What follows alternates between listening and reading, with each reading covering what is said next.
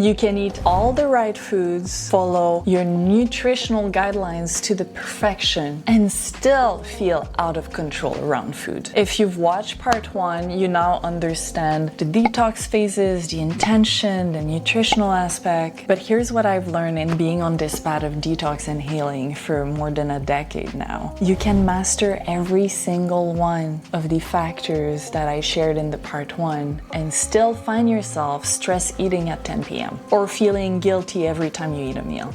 This video has literally been 10 years in the making, and I am so happy to finally sit down and do it. Every single lesson I'm about to share, I had to learn the hard way through my own mistakes, my own struggles, my own journey of healing my relationship with food. And I'm deeply grateful for all the lessons, even the most painful ones. I used to think if I just ate the right type of food in the perfect combination, at the perfect time, the right everything, I would finally have peace in my digestion, which, if you know me on my own journey, my digestion has been a top struggle. I struggle with major constipation for many, many years, but I was missing a deeper layer. I learned that the emotional relationship you have with your food is even more important than the actual foods you eat. I would say it's even more important with the experience I have now. I definitely was not thinking that 10 years ago. It was all physical, nutritional aspects. But the emotional aspect, energetic aspect is so important. And for me, who's a foodie,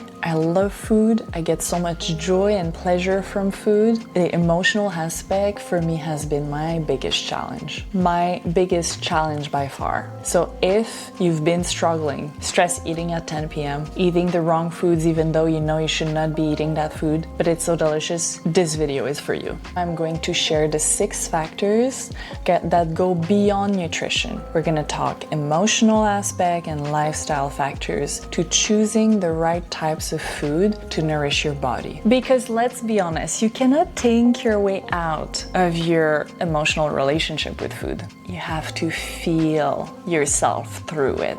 This emotional relationship with food can get deep spiritual too.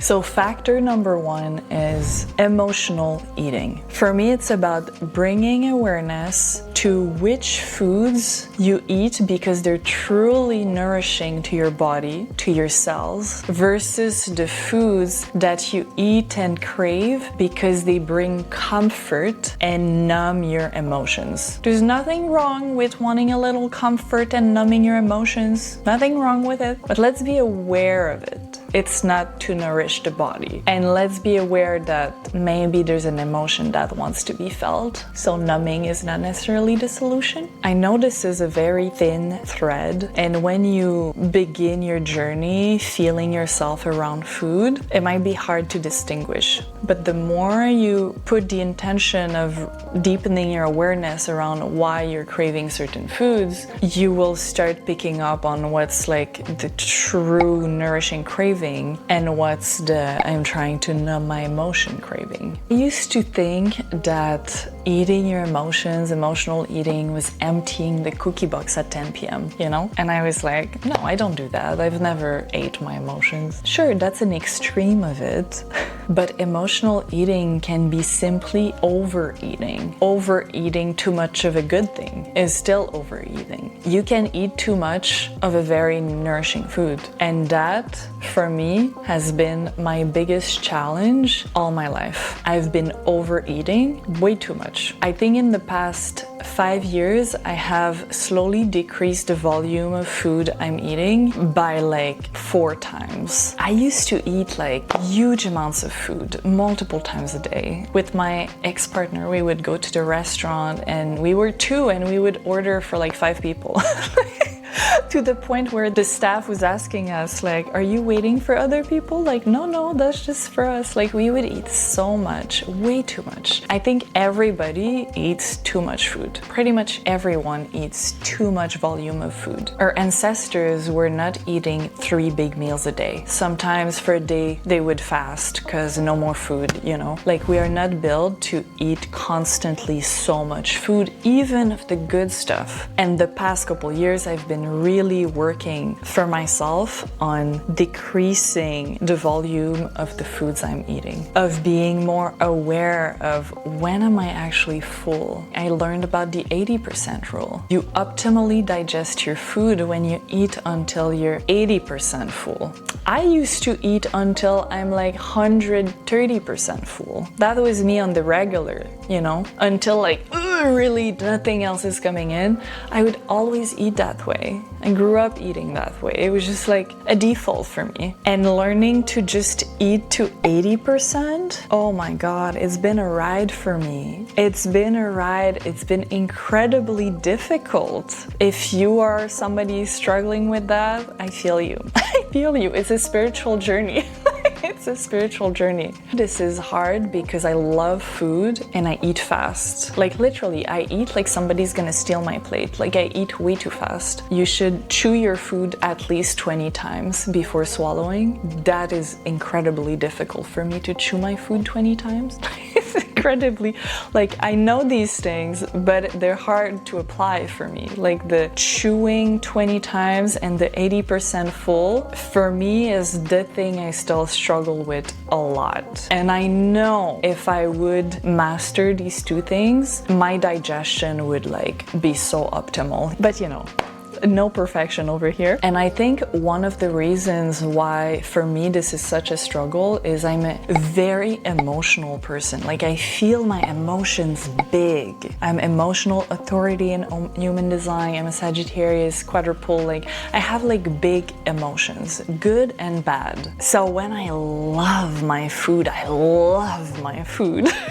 And when I'm sad or stressed, I am sad and I'm stressed. Like I have big emotions. So when I eat my dinner and I eat too much, too fast, it's always to numb some emotions, to numb some stress, anxiety, insecurities. There is something I'm numbing when I'm eating too fast and eating too much. Because always if I bring presence to the moment and I slow down, I will feel something. So what really helps with emotional eating is deepening your awareness, presence, slowing down. It's a daily practice, like you would meditate every day. Well, bring presence to yourself, your body, your digestion, be fully present with your meal. Another good example of how your emotions affect the way you eat is, let's say you're moving through a big event, heartbreak, stress, whatever, and it's affecting your appetite. And you cannot eat big volumes of food. You need to eat smaller volumes of food because you don't feel like eating more. That happened to me when I was moving through a big heartbreak a couple years ago. I went from eating big volumes to much smaller volumes. My appetite was just not there. So I started craving foods that were more calorie dense. So I was eating more plant-based, which has, less calories per gram. So you eat more volume. And then I started incorporating more animal products like eggs, or I started having red meat again because I wanted more calorie dense food. It's like my body couldn't eat too much volume. Something had to change in the way I was eating. I couldn't sustain myself with very little plant-based food. And that was particular to me in that period of my life. And throughout your lifetime, you might go from this to that and this to that, and life is a big roller coaster of events and emotions, and just listen to your body. Whatever your body is wanting in that moment, whatever volume of food you feel best for you to eat in that moment, listen to you. Listen to you. That's like the best advice. Factor number 2 is the volume that you eat. If you're struggling to lose weight and you love eating big volumes of food, you would probably feel best eating more volume of low calorie dense food. Let me explain. I know that was my case. Back in my university days, I wanted to lose a little weight. I was looking a lot at what I was eating. I was feeling very restrictive. Don't eat too much of this, don't eat too much of that. I was trying to not eat as much as my appetite wanted. I was sometimes not feeling satisfied from the food or the meals I was eating because I was trying to not eat too much, but truly I wanted to eat a lot. It was very bad for my mental health, and I think a lot of women can relate to this. I wanted to feel free around food, abundant, not have to worry about gaining weight from what I'm eating. Back then, I knew nothing about nourishment. It was really more about restriction, not eating this because I'm gonna gain weight type of thing. That's all I was relating to around foods. When I started my healing journey and I shifted to a more plant-based diet, it was so liberating because I could eat all these fruits and vegetables and abundance of food until I'm feeling satisfied, and I didn't have to worry about not eating too much or I'm gonna gain weight. It is very easy on a plant-based diet or eating at least good amounts of plant-based food to lose weight because you can eat more volume of the food because it's less calorie dense. For instance, I was coming from like a lot of meat, cheese, bread, processed food. That's what I used to eat a lot, not that much fruits and vegetables. So for me, it was so liberating. I could live an abundant, free life and eat all these fruits and vegetables and thrive in my body, lose weight, lose inflammation. I was healing myself while feeling satisfied. To me, it was like, hallelujah moment. Like, everybody needs to know about this. You can free yourself with foods. And I think that's a very important concept for people that are overweight or trying to lose weight, lose inflammation in their body, but are struggling to not eat too much volume, because you can't work on everything at the same time, right? Yes, you can work on the emotional aspect and try to eat less volume, but everything in its own timing, right? You can't do everything at the same time. So you can be more conscious of one thing, meanwhile still feeling nourished and abundant around the foods you're eating. That's why often people, when they go plant-based, they lose a lot of weight at first. If you were overweight in the first place, it's very good to reduce inflammation in the body. So for me, in my 20s, I was on a mainly full plant-based diet and I was absolutely thriving. As soon as I started eating more animal products, I gained weight much faster. It's so easy for me to gain weight. Some people can stuff their face and their weight won't budge. For me, it's very easy to gain weight. As soon as I start to eat more fat,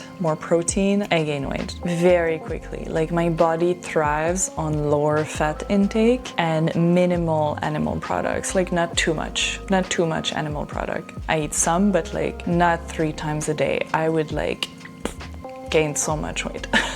If I would start eating mainly animal product, I would need to eat much smaller volume of food to not gain weight, because the fat content is way higher in animal products. That's how my body reacts. So personally, I love the freedom when I eat more plant-based foods. I just love the freedom I have around more plant-based food, the nourishment of it, the abundance of all the colors. Like, my body resonates so much with that. For my mental health, it's been amazing to incorporate more plant-based food in my diet. So think about that. Which foods you eat impact your mental health, emotions in different ways. Factor number 3 is flexibility.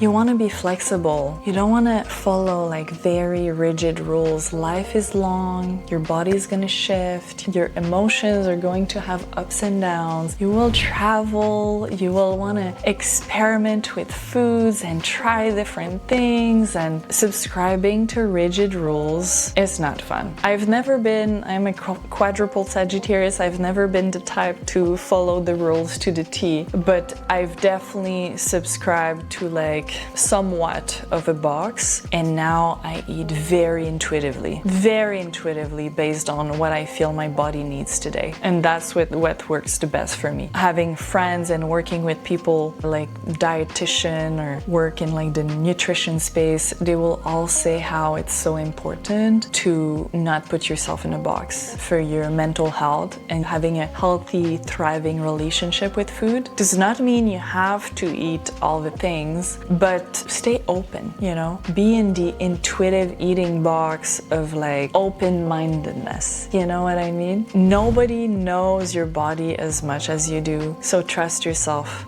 Trust yourself first before trusting a box, you know? And the other thing I would say is enjoy life. Enjoy life. Food is fun, food is joyful, so joyful. That's a good segue into factor number 4, which is how you eat is as important as what you eat. You can follow the most perfect diet to the T, but if you are rushing through life and you're eating your food in a very stressed, anxious state, and you're chewing your food 3 times per bite, it will not do well in your body. Your digestion starts in your mouth with your saliva. Ideally, you want to chew your food more than 20 times per bite. Start the digestion process in your mouth. I'm saying this and I definitely struggle with this. It's hard to chew your food 20 times. For me, it's terribly hard, but it makes a huge difference on your digestion and how you absorb your food after in your digestion. The emotions that you carry while you eat your food are more important than the food itself. That's something I've learned the hard way the past couple of years. We live in this era of Netflix and YouTube, and for me, living alone, it's so easy to just eat while I'm watching something,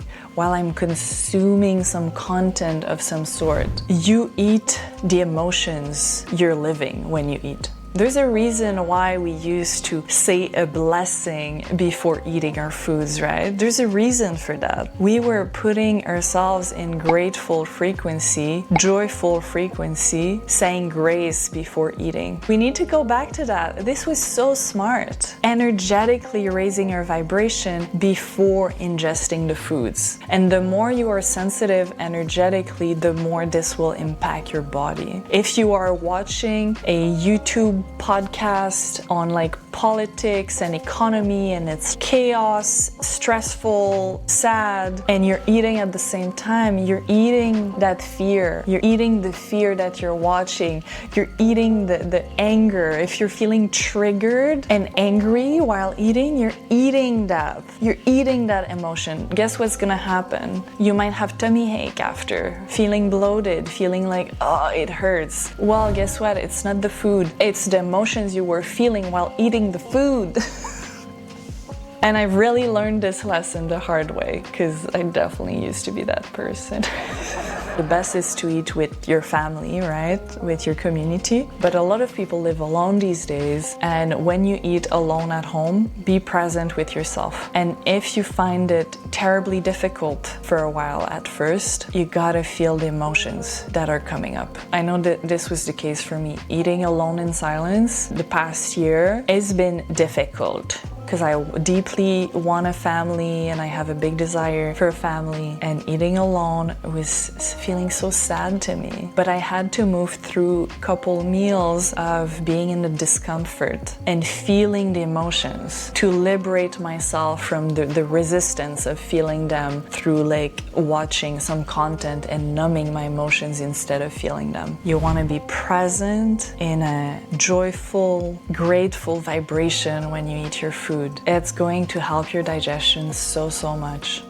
Factor number 5, now we're entering the lifestyle factors, is where you live. Where you live will have a big impact on the foods you eat and what feels nourishing and makes you thrive in your body, right? There's a big difference between organic, not organic, local, not local, like what you have access to around you. You really can go wrong eating whole organic foods. Wherever you are, eating whole organic foods is a no-brainer. summer. Like, it's gonna be good. Eating whatever is in season is even better. But let's be honest, I live in Montreal right now in Canada, and it's freezing outside. It's like minus 25 degrees Celsius. Nothing is growing. For many months of the year here, nothing is growing. It's a winter climate. So if I was to eat only local, I would probably get sick with something, you know? There's a reason why people had scorbut and vitamin C deficiency back in the days. I personally don't believe humans are made naturally to live in cold countries like Canada. We don't have furs, we're not bears or wolves. I think humans are designed to be in tropical countries, subtropical countries. But we do not live in a natural world, so we gotta adapt, right? So yes, I will definitely have some tropical fruits, even if I'm in Canada in the winter. No, it's not local, but to me it's an essential for my health.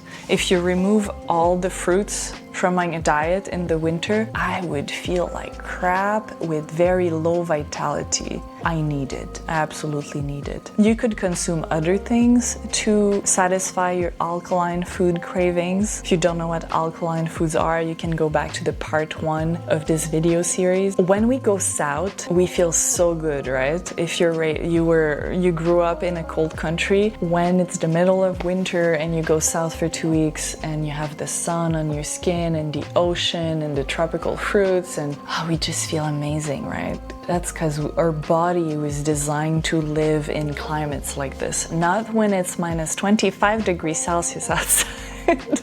So that will definitely impact how we eat. Ideally, we would all have, you know, a delicious fruit trees in the backyard, and Adam and Eve, right, grabbing the apples or the avocados or the lemons. That would be heaven to me, at least, an ideal world where we would have the most perfect ripe produce at our disposal. But a lot of us do not have access to that, so we do our best, right? We do our best with whatever we have. And don't stress about it, you know, don't stress about it if you're not eating everything local. We do not live in a natural world. We do our best. Now, the last factor I wanted to share with you is Ayurvedic body types. If you don't know what Ayurveda is, it's ancient in Indian medicine. It's been used for thousands of years in India. I don't think it's a perfect way of looking at nutrition. I think things have evolved a lot, and it's based on particularly India and what was going on back then in India. But there's definitely some great concepts to Ayurveda, and one of them being your body type. There's Pitta, Vata, Kapha. You can type on Google Ayurvedic body types quiz, do a quiz for yourself to see which body types you are. I'm personally heavy Kapha. I'm a very Kapha person. I have a friend, my dear soul sister Avea, is a Vata body type, very heavily Vata. Vata types will crave more grounding, warming foods because they have a natural tendency to want to feel light in their body. So they need the more grounding, warming foods to like bring themselves down to more balance. If they only eat very elevating light foods, they will feel out of balance, which can create anxiety, ungroundedness, hormone issues. That's particular to Vata. I'm the opposite. I'm Kapha. I am naturally more warm and grounded. So I thrive on foods that are lighter, more pungent, astringent, spicy, drying foods. Like my cravings for comfort will naturally go to heavier foods, but they're not necessarily good for me. I mean, once in a while, sure, but like I will thrive on more light, drying foods than heavier foods, especially in winter. Winter, you're even more in your Kapha. Everybody is a bit more Kapha in winter. We're all a combination of the 3 different body types. So when you're more Kapha in winter, if I would eat a ton of heavy foods on top, then my Kapha is aggravated and I will feel extremely lazy, low energy. Not good, not good, not good.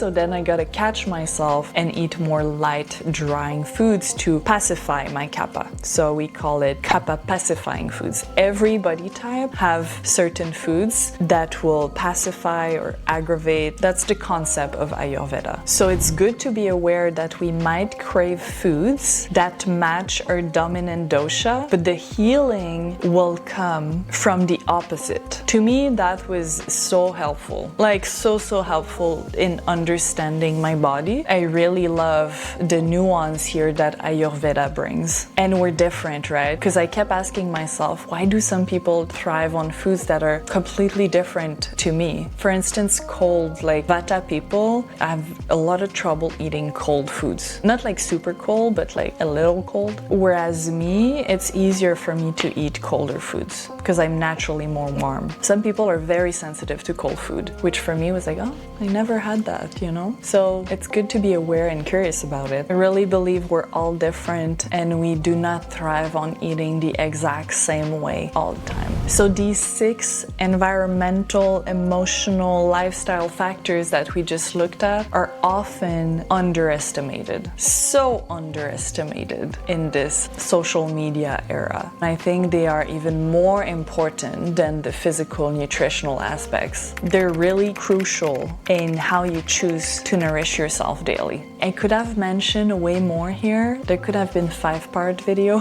but I really tried to bring like the most impactful ones, you know, the ones that have been the most alive for me right now, at least. I hope you enjoyed this series. I really poured my heart into it. Like and subscribe if you want to see more of this, and I'm sending you so much love.